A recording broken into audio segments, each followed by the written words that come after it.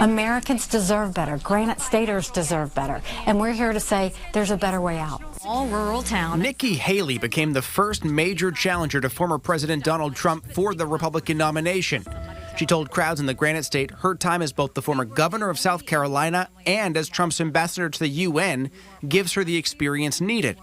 Haley also touts her career before politics as being what the country needs right now. She was an accountant.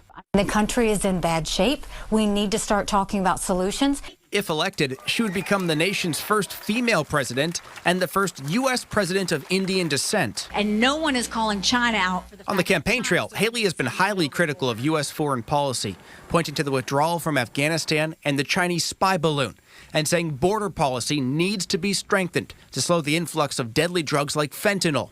Her run marks an about-face for the former Trump cabinet official. She said 2 years ago she wouldn't challenge her former boss for the White House in 2024. The 51-year-old cites generational change as one of the reasons. Mr. Trump is 76 and President Biden is 80. I'm running for president and Joe Biden is the president, so he's the one I'm running against. Haley has gone so far as to call for a mental competency test for any politician older than 75. We're doing all the things one would do to get ready to present themselves to the United States, but we'll make that decision when the time is right. Other former administration officials, like former Secretary of State Mike Pompeo, have been making visits to the Granite State to test the waters and see what possible lanes may exist for them in the 2024 race.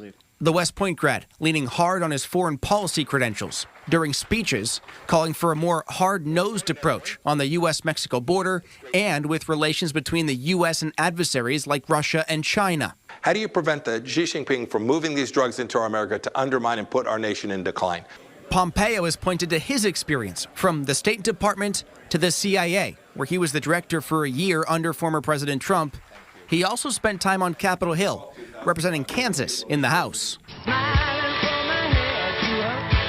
Another former congressman turned Trump administration official harboring 2024 presidential ambitions, former Vice President Mike Pence. Karen and I have been giving the matter of our future prayerful consideration. The former VP, should he run, would have to thread the needle of running on Trump administration accomplishments while running directly against Trump himself. When asked about Trump potentially being the nominee again, Pence said he believes his party will have, quote, better choices. They've told me that they long for leadership that can unite our country around our highest ideals. The former Indiana governor has said the U.S. needs to consider long-term changes to Medicare and Social Security, calling it a debt crisis that nobody in D.C. wants to talk about. And left unchecked, with the cost of entitlements and expected revenues, those numbers could swell to $150 trillion in debt in the next 30 years.